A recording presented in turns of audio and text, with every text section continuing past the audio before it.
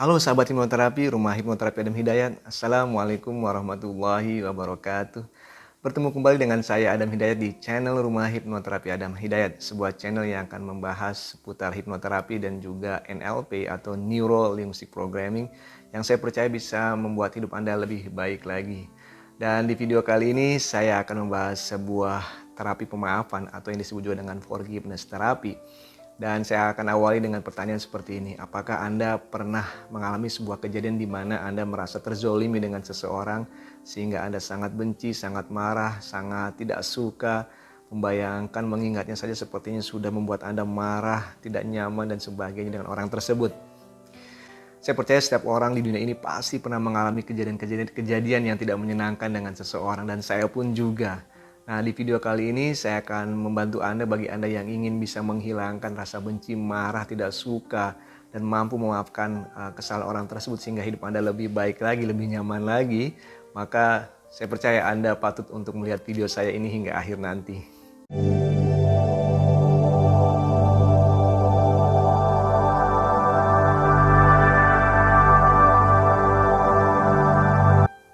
Jika Anda bertanya kepada saya, apakah jika saya mengaplikasikan terapi pemaafan atau forgiveness terapi ini, saya bisa menghilangkan rasa benci, marah, tidak suka, dan lain sebagainya kepada seseorang yang saya benci tersebut, seperti itu. Orang yang telah menzalimi saya misalkan. Maka jawabannya bisa ya, bisa tidak. Mengapa demikian? Karena dalam teori pemaafan atau mungkin fakta-fakta pemaafan yang akan saya bahas seperti ini, semuanya adalah bergantung dari Anda. Ya, Anda sebagai subjek, Anda adalah sebagai pribadi, individu dari Anda sendiri, Anda yang memutuskan apakah Anda ingin memaafkan atau tidak. Karena bagi sebagian orang, ketika sudah memiliki permasalahan dengan seseorang, maka yang terjadi adalah memutus hubungan, tidak mau memikirkan sama sekali, mencoba untuk memaksakan melupakan, bahkan mencoba untuk, mohon maaf, balas dendam seperti itu, ingin supaya orang yang menzalimi Anda mendapatkan balasan yang setimpal seperti yang Anda harapkan. Sehingga kembali lagi kepada Anda, ketika Anda mengatakan apakah saya bisa melupakan, pertanyaannya adalah apakah Anda mau, apakah Anda ikhlas, apakah Anda rela untuk benar-benar bisa memaafkan orang yang pernah menzolimi Anda. Sehingga kembali lagi pertanyaannya adalah kepada diri Anda. Ya, pemaafan atau teori pembahasan tentang terapi pemaafan atau forgiveness terapi ini adalah bergantung dari Anda sebagai subjeknya. Karena bisa jadi ketika saya memaparkan fakta-fakta, teori-teori tentang pemaafan ini, diri Anda berontak. Mungkin Anda bertanya, kalau seperti itu mana mungkin saya ingin memaafkan orang yang sudah menzolimi saya? Tidak mungkin bisa seperti itu. Nah, kembali lagi saya katakan bahwa terapi pemaafan ini bergantung dari Anda. Anda adalah sebagai subjeknya. Yang menjadi pertanyaan adalah ketika Anda membiarkan diri Anda marah, benci kepada seseorang, sebenarnya yang terjadi adalah diri Anda tidak merdeka dari rasa benci dan marah tersebut. Anda terkunci, Anda selalu terbayang-bayangi oleh kejadian atau mungkin hal yang tidak mengenakan tersebut. Sekali lagi, diri Anda tidak merdeka.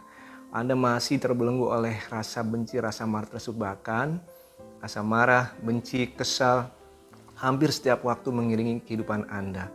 Ketika Anda makan, ketika Anda pergi, ketika Anda mandi bahkan, atau mungkin ketika Anda melakukan sesuatu. Ya, mungkin bagi sebagian orang mengatakan saya sudah melupakannya. Namun sekali lagi bisa jadi melupakan dengan cara memaksakan seringkali muncul ketika ada simbol-simbol tertentu tentang orang tersebut. Misalkan mendengar namanya, pernah ke suatu tempat yang mungkin pernah Anda bertemu dengannya, mungkin melihat nomor handphonenya atau namanya di handphone Anda, atau mungkin teman Anda membicarakan orang tersebut. Simbol-simbol itu muncul kembali dan membuat Anda tidak nyaman. Tersentak seperti itu ketika mendengar namanya saja. Di sini terjadi yang namanya pemaafan yang tidak benar-benar sesuai dengan pemaafan itu sendiri, di mana pemaafan itu sebenarnya mengikhlaskan, benar-benar ikhlas atas apa yang sudah terjadi dengan diri Anda. Dan tentu ini membutuhkan sebuah usaha, sebuah pemahaman terlebih dahulu, di mana saya akan bahas secara perlahan-lahan supaya Anda benar-benar bisa memahami dan Anda bisa terlepas dari beban tersebut. Dan yang terutama adalah kembali lagi kepada diri Anda. Maukah Anda memulai diri Anda sebagai subjek, sebagai pelaku, sebagai individu yang sadar Anda harus memaafkan orang tersebut. Sehingga kebaikannya adalah sebenarnya untuk diri Anda sendiri, bukan untuk orang lain. Sekali lagi, Anda sadar dengan sesadar-sadarnya, karena memaafkan adalah bagaimana Anda bisa mengasihi, mencintai, ya. Memaafkan benar-benar bisa memberikan perhatian kepada orang tersebut dengan tulus, artinya memang memberikan, ya, bisa doa-doa, harapan, bukan sebaliknya. Mengharap orang tersebut mendapatkan bencana, musibah, mungkin balasan yang setimpal dengan apa yang pernah Anda rasakan sebelumnya. Benar-benar lepas dari hal tersebut. Sehingga ketika Anda merasakan atau suatu saat bertemu dengan simbol-simbol yang berhubungan dengan orang tersebut seperti yang sudah saya katakan di awal tadi, Anda biasa-biasa saja, Anda santai saja karena Anda sudah bebas, Anda sudah lepas seperti itu. Ya, sekali lagi ini butuh usaha, ini butuh perjuangan untuk di awal, dan ketika Anda terbiasa dengan hal tersebut, maka ketika Anda nanti suatu saat bertemu dengan orang yang menzolimi Anda kembali, atau mungkin orang lain, atau mungkin memiliki permasalahan yang hampir sama. Karena sekali lagi dalam hidup saya percaya kita akan banyak tantangan yang bertemu dengan orang lain. Anda akan bisa memaafkan. Sekali lagi Anda akan bisa lebih bebas lagi dari rasa benci, marah dan sebagainya.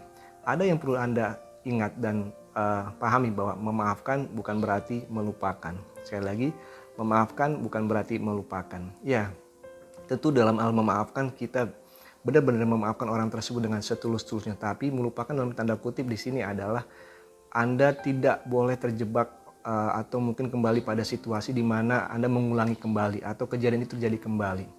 Misalkan ketika orang tersebut pernah menzolimi Anda, tentu di sini menjadi peringatan buat Anda. Anda tidak akan melupakan kejadian tersebut untuk tidak terulang kembali. Secara individu Anda memaafkan orang tersebut, namun secara boleh dikatakan pengalaman-pengalaman yang pernah terjadi kepada Anda dengan orang tersebut tidak terulang kembali, sehingga Anda benar-benar aware di situ. Anda tetap berhubungan baik dengan orang tersebut, tapi untuk sampai pada titik di mana misalkan persahabatan, pertemanan yang mengakibatkan terzoliminya Anda, maka Anda harus menjaga agar Anda sadar itu tidak boleh terulang kembali. Dan disinilah Anda benar-benar bisa memahami bahwa ada batasan yang tetap Anda harus jaga. Sehingga bukan berarti memaafkan itu melupakan segala-galanya, sehingga ketika orang tersebut kembali lagi kepada Anda untuk melakukan perbuatan yang sama, Anda tidak sadar bahwa itu akan membawa diri Anda kepada hal-hal yang membuat Anda terluka kembali. Nah, itu yang perlu diperhatikan. Nah, berikut ini saya akan memberikan fakta-fakta tentang bagaimana teori pemaafan tersebut, tentang pelaksanaan bagaimana supaya Anda bisa lebih memaafkan orang lain. Saya akan berbagi kepada Anda berikut ini. Memaafkan itu sayang terhadap diri sendiri karena merdeka dari rasa marah dan benci. Merdeka dari rasa marah dan benci adalah kebahagiaan sejati. Sulit memaafkan itu karena selalu merasa menjadi pihak yang terzolimi. Sulit memaafkan itu karena keinginan balas dendam yang tinggi. Sulit memaafkan itu karena masalah yang didramatisi.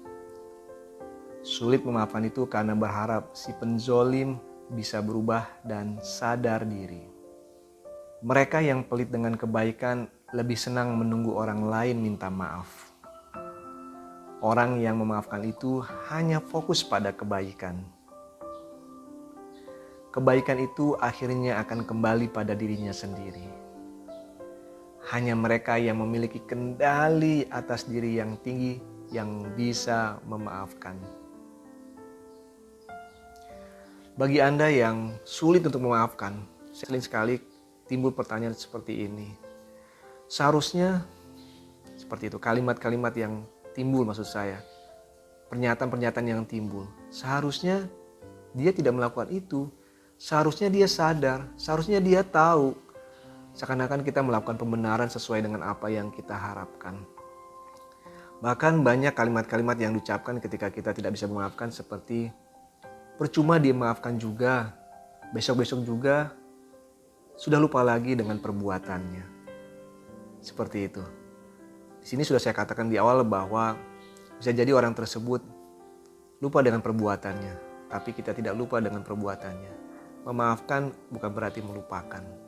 Perbuatan yang sudah dia lakukan kepada kita menjadi warning, menjadi peringatan. Kita tetap baik kepada beliau, namun dalam hal tertentu kita harus tetap waspada. Banyak kalimat-kalimat yang diucapkan ketika orang tidak bisa memaafkan selain itu adalah, kalau dia tidak mau berubah, kenapa saya harus berubah?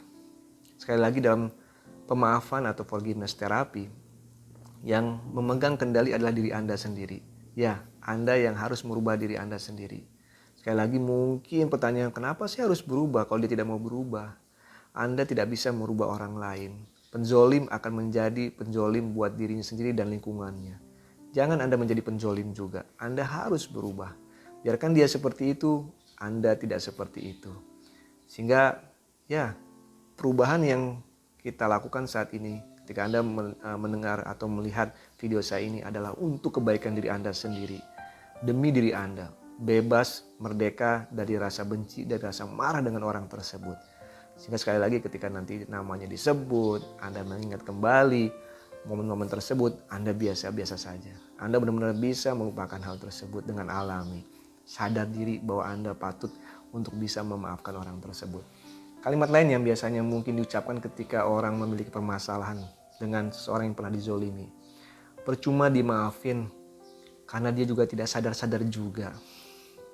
Mengapa kita menuntut orang tersebut untuk sadar? Biasanya si penjolim memang sudah dasarnya dari sana. Mungkin Tuhan berkehendak dia seperti itu. Yang bisa memaafkan dirinya atau mungkin merubah maksud saya dirinya adalah ya mungkin pertolongan Tuhan sebetulnya. Karena bisa jadi ada sebuah pengalaman dalam hidupnya yang akan merubah dia selama-lamanya. Dan kita tidak tahu.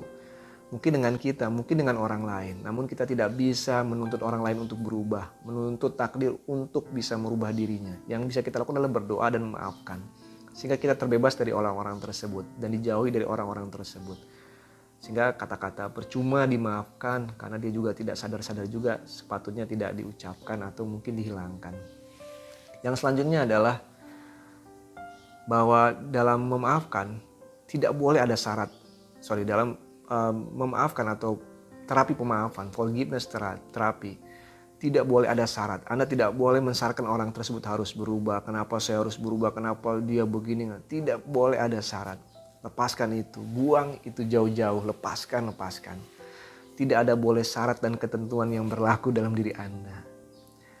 Memaafkan artinya benar-benar mengikhlaskan. Itu sudah terjadi. Ini sebuah takdir dan Anda mungkin menjadi peran dalam takdir Anda saat itu. Mungkin Tuhan ingin memberikan suatu hikmah dari sebuah kejadian yang Anda alami tersebut sehingga Anda bisa mengambilnya dan mencoba untuk memahami bahwa di kemudian hari Anda tidak boleh terjebak dalam situasi atau keadaan seperti itu lagi. Sehingga benar-benar menjadikan Anda sadar bahwa ini sebuah proses kehidupan yang harus Anda lewati dan Anda tidak harus mencoba untuk mengungkit-ungkit kembali, mencoba untuk mencari pembenaran-pembenaran bahwa si penjolim ini harus seperti ini. Biarkan saja, dia adalah karakter dirinya sendiri. Anda adalah, Anda boleh katakan, jikalau Anda merasa lebih benar, katakan Anda orang baik dan Anda tidak layak untuk menjadikan diri Anda tercemar pikiran Anda dengan orang tersebut. Biarkan diri Anda bebas, biarkan diri Anda berjalan dengan sendirinya. Dan ini tentu berat, saya paham itu. Maka sekali lagi di awal, jikalau Anda ingin bisa memaafkan atau melakukan terapi pemaafan, adalah kuncinya diri Anda sendiri. Anda izinkan diri Anda untuk bahagia, Anda izinkan diri Anda untuk lebih berdamai dengan masalah Anda, dan Anda bisa melupakan orang tersebut dengan lebih nyaman lagi. Kita akan bahas di selanjutnya tentang terapi pemaafan ini di video berikutnya. Di video ini saya hanya membahas tentang fakta-fakta dan dasar dari pemaafan itu sendiri. Saya minta Anda untuk melatih diri Anda untuk bisa memahami apa yang saya sampaikan barusan, menyadari bahwa sekali lagi pemaafan ini adalah atau terapi pemaafan ini adalah buat diri Anda, demi kebaikan Anda, demi membuat Anda lebih nyaman dalam hidup, menghilangkan beban-beban yang bisa menyebabkan biasanya akan menyebabkan penyakit tentunya bagi Anda. Kalau Anda banyak terlalu pikiran, pasti akan menyebabkan efek bagi tubuh Anda. Sehingga jika Anda ingin sehat, maafkan orang tersebut. Baik, demikian video dari saya kali ini. Kita akan ketemu untuk video terapi pemaafan berikutnya. Saya Adam Hidayat dari Rumah Hipnoterapi Adam Hidayat. Wassalamualaikum warahmatullahi wabarakatuh.